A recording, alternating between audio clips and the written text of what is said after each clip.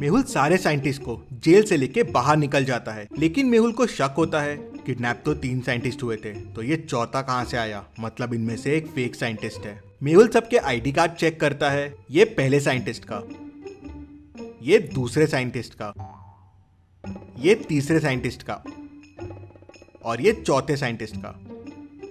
अब इनमें से एक आईडी कार्ड फेक है। क्या आप बता सकते हैं इनमें से कौन सा साइंटिस्ट फेक है? सोचिए और मुझे आपका आंसर कमेंट करके बताइए।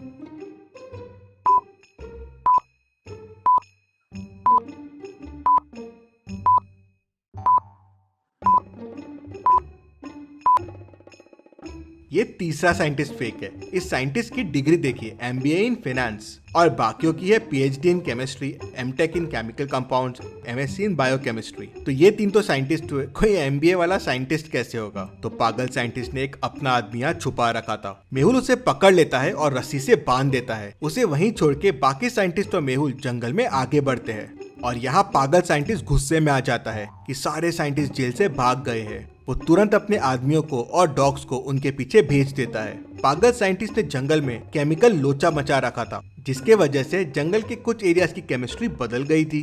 हर कलर आपस में बदल गए थे। ग्रीन कलर येलो हो गया था, ब्राउन कलर ब्लैक हो गया था। अब आप सोचिए और मुझे बताइए, ट्री पे जो रेड एप्पल्स है वो कौन से कलर के हो जाएंगे? सोचिए और मुझे आपका आंसर कमेंट करके बताइए।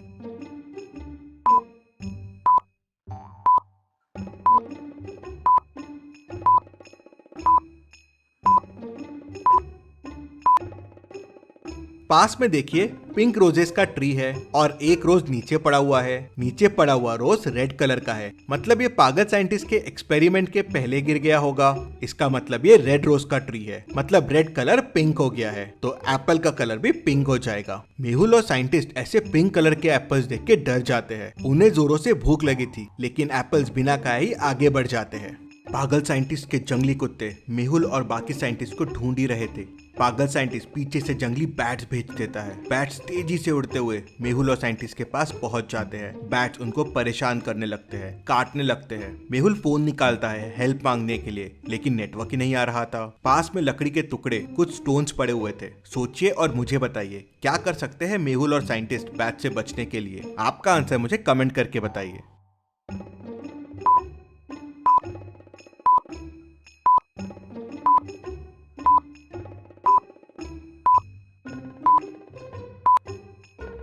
मेहुल ने जब फोन बाहर निकाला था तो फोन की लाइट से बैट्स थोड़े पीछे हुए थे। वही मेहुल समझ गया था कि लाइट से इन्हें डर लगता है। बैट्स नाइट में ही जागते हैं, दिन में सोते हैं। मेहुल ने फोन का फ्लैश चालू कर दिया और बैट्स को दिखाने लगा। उससे बैट्स डर गए और वहाँ से भाग गए। मेहुल और साइंटिस्ट तेजी से जंगल में आगे बढ़ने लगे।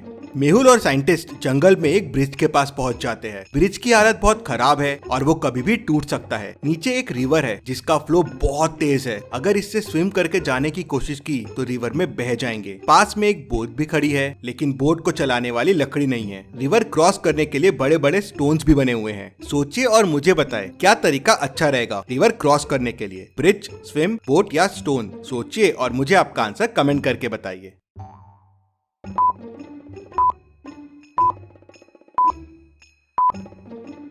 रिवर का फ्लो बहुत तेज है तो स्विम और बोट काम नहीं आएंगे। अगर आपने बोट से जाने की कोशिश की तो वो अलग डायरेक्शन में ही निकल जाएगी, और अगर ब्रिज से गए तो वो टूट जाएगा और आप पानी में बह जाएंगे। मतलब स्टोन से कूद के जाना ही सेफ है। मेहुल और साइंटिस्ट भी वही करते हैं। स्टोन्स पे कूदते हुए रिवर क्रॉस कर लेते हैं और जंगल में आगे बढ़ते हैं। जंगल में आगे बढ़ते बढ़ते मेहुल का पैर एक मधुमक्खी के छत्ते पे पड़ जाता है। उसमें से बहुत सारी मधुमक्खियां बाहर आ जाती है। मधुमक्खियां मेहुल और साइंटिस्ट को परेशान करने लगती है। वो आसपास देखते हैं तो ट्री की कुछ लकड़ियां पड़ी होती है, स्टोन्स पड़े होते हैं। अब इन मधुमक्खियों से बचने के लिए क्या करना होगा मेहुल और साइंटिस्ट को? उनके पास 4 ऑप्शन है। पहला तो लकड़ी से मधुमक्खियों को भगाने की कोशिश करे, दूसरा उन पे स्टोन्स फेंके, तीसरा वहां से तेजी से भागे, या चौथा धीरे धीरे चल के वहां से निकल जाए। आपको क्या लगता है कौन सा तरीका सही रहेगा? सोचिए और जल्दी से आपका आंसर कमेंट कीजिए।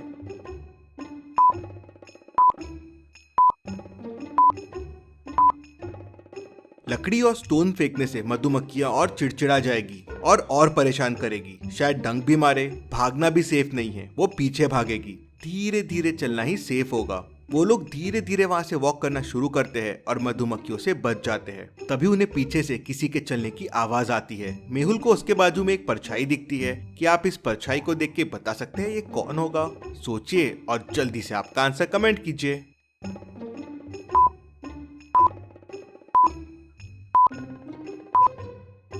सर कटा हुआ है, मतलब ये एक ज़ॉम्बी है। ज़ॉम्बी को देख मेहुल और साइंटिस्ट वहाँ से भागना शुरू करते हैं। भागते भागते उन्हें सामने का एक गड्ढा नहीं दिखता और वो लोग उस गड्ढे में गिर जाते हैं। अब ज़ॉम्बी उनके पास आने लगता है। गड्ढे में उन्हें कुछ चीजें दिखती है। 3 गुलेल दिखती है, एक बंदूक, एक कटर, एक बैट। क्या इनमें से कोई चीज को यूज करके वो ज़ॉम्बीज को भगा सकते हैं? सोचिए और मुझे आपका आंसर कमेंट करके बताइए।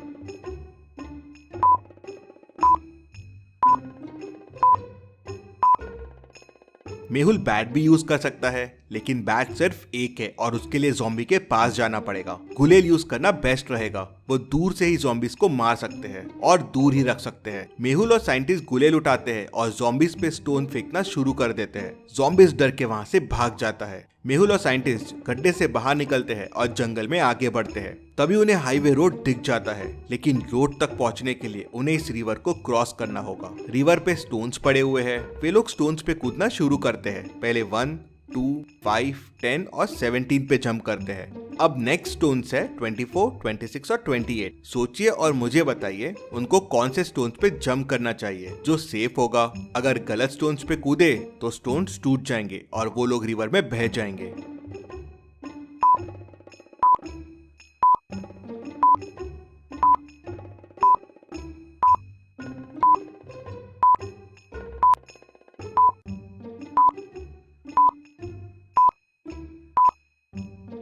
सही स्टोन है 26।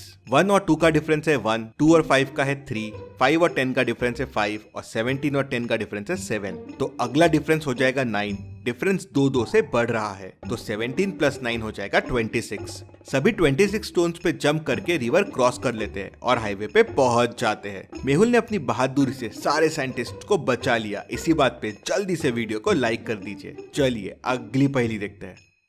गोपाल एसोसिएट्स में एक बहुत बड़ा करप्शन हुआ था। वहाँ काफी टाइम से मनी लॉन्ड्रिंग चल रही थी। इधर का पैसा उधर और उधर का पैसा इधर। पूरे मामले की तहकीकात करने डिटेक्टिव मेहुल को बुलाते हैं। मेहुल उनके ऑफिस पहुंचता है और उनके मैनेजर से बात करता है। उनका मैनेजर मेहुल को उनकी सीए से मिलाता है। मेहुल सीए को बोलता है कि मुझे इस कंपनी के पिछले 5 साल के सारे डॉक्यूमेंट्स चाहिए। तो सीए मेहुल को बोलती है, अरे ये डॉक्यूमेंट्स तो काफी टाइम से हमने देखे ही नहीं है। ये सारे एक फाइल में एक अलमारी के अंदर रखे हुए हैं। मुझे लाने में थोड़ा टाइम लगेगा, मैं लेके आती हूँ। थोड़ी देर बाद सीए सारे डॉक्यूमेंट्स लेके आ जाती है। जब वो आते रहती है तो उसके हाथ से फाइल्स गिर जाती है। वो उन फाइल्स में से डॉक्यूमेंट उठा के मेहुल को देती है और बोलती है, ये लो डॉक्यूमेंट जो आपको चाहिए। मेहुल डॉक्यूमेंट्स को देखता है और बोलता है कि ये नकली डॉक्यूमेंट है, ये तुमने अभी अभी बनाया है। कैसे? मेहुल को ये कैसे समझता है कि ये नकली डॉक्यूमेंट है? क्या आप बता सकते हैं?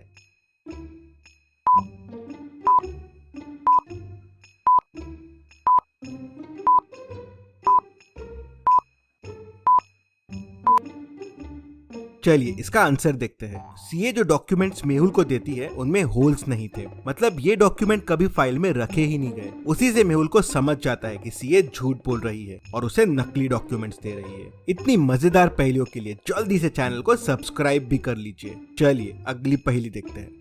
सना को काफी जोरों से भूख लगी थी। आज उसने टमेटो चीज सैंडविचेस लेके आए थे। वो फ्रिज ओपन करती है अपने सैंडविचेस लेने के लिए, लेकिन उसके सैंडविचेस गायब रहते हैं और बाजू में उसके सैंडविचेस का फॉइल पेपर पड़ा होता है। उसे बड़ा गुस्सा आ जाता है। वो ऑफिस फ्लोर पे जाती है देखने के लिए कि किसने उसकी सैंडविच खाई। तो वहाँ 3 लोग काम कर रहे होते हैं। रोहन कहता है, मैं तो सुबह से इम्पोर्टेंट मीटिंग में हूँ, बस ये कॉफी पी पी के ही काम चला रहा हूँ। हाँ, मैंने तुम्हारे सैंडविचेस देखे थे फ्रिज में। रीमा कहती है, मैंने तो डोमिनोज से पिज्जा मंगवाया है, बहुत जोरों से भूख लगी थी। मैंने तो आज ऑफिस का फ्रिज खोला भी नहीं है। राहुल कहता है, मैं तो सुबह से प्रेजेंटेशन की प्रिपरेशन कर रहा हूँ। मम्मी ने आलू के पराठे दिए थे, बस वही खाया हूँ। हाँ, मैंने तुम्हारा पैकेट फ्रिज में जरूर देखा था। क्या आप तीनों की बातें सुन के बता सकते हैं सैंडविचेस किसने खाए होंगे? सोचिए और मुझे आपका आंसर कमेंट करके बताइए।